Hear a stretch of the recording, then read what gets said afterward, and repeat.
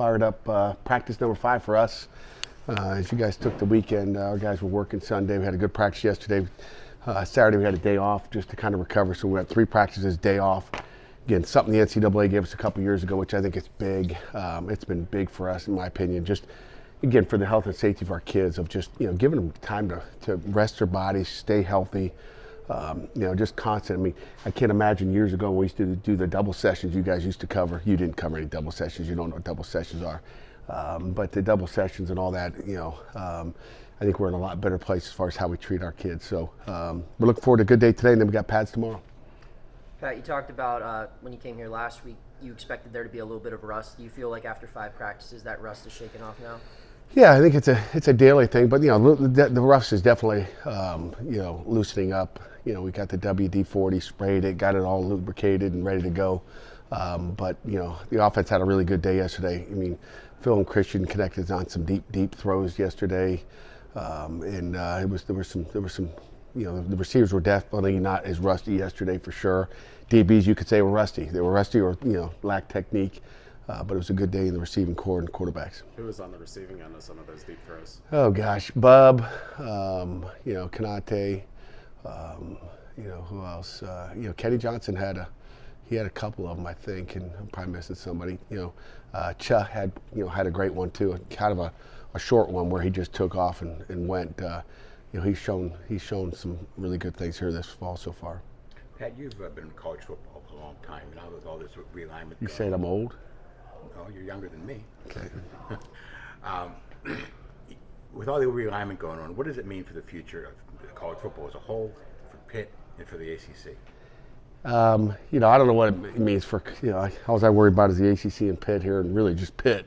But, I think it's crazy. I think it's all money driven, which is sad. I look at, you look at different conferences across the country and where they're, going from one, from the Atlantic to the Pacific. It just like doesn't make sense financially, especially for the other sports. I think it's just like crazy. And I think the one thing that Commissioner Phillips has done is kept stability in the ACC.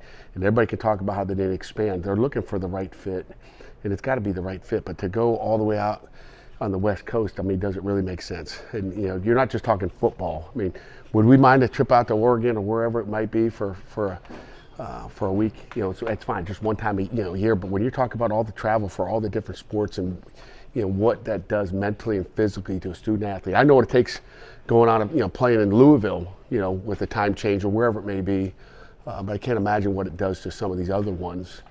And it's tough. And I think you won't feel the effects for a couple of years. But if you talk to some of the other sports, I would think it would be,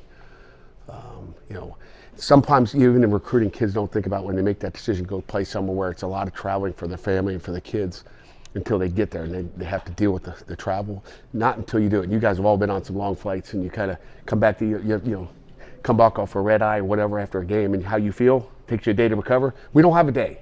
Okay, we're not. You don't take the next week off. Of work. We have to go back to work, and your bodies will, and your minds will be affected, I think. We talked to the senior offensive lineman the other day. What are you seeing from guys like Branson, Ryan Baer, Ryan Jacoby, like kind of competing for those other spots? You know what? It's a work in progress. I think. I think. When you look at it, Branson's competing. Ryan Baer, Jacoby, those guys were all competing, and I think it's a daily thing. I think you're not sitting one guy saying he's the guy. Oh, it's a done deal. It's just every day.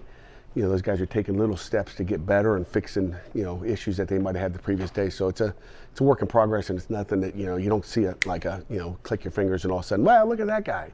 But they all can play for us. It's just like who's going to be the best for us. On the note of travel, how was your trip to Canton Saturday? It was nice and short, no time changes. It was quick. We went over there. That was awesome to see Darrell and all the Al-Equipa team was there. It was, that was awesome. What a great player and just, proud Pitt man is what he is. I know it was the National Football League and in the Hall of Fame there, but as a college guy, just to remember him playing in college and remember what he did in the pros, and he's a true legend, and we're proud here in Pittsburgh. You had a pretty good situation last year with your backup quarterback. Do you think Christian could develop into that same kind of backup?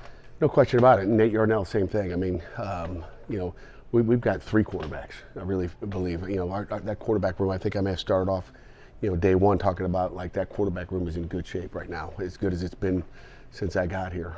So we're happy with the guys in that room, and Christian had a great day yesterday as well. I mean, Nate didn't get as many reps, or he probably would have been as good too. But they're throwing it pretty good right now. You had a change with your recruiting staff. Carlo's moving on. How important was he to what you guys did, and how does that change what you guys do moving forward? Well, just like any other position in this building, we're going to go find someone just as good or better. So that's our job. And Carlo's awesome. We love Carlo. Hopefully he's getting engaged. Carlo, no pressure, but it's about time. I think you've been dating her for 10, 11 years. So he's going to make a little bit more money, Carlo. Congratulations on your engagement, Carlo. It's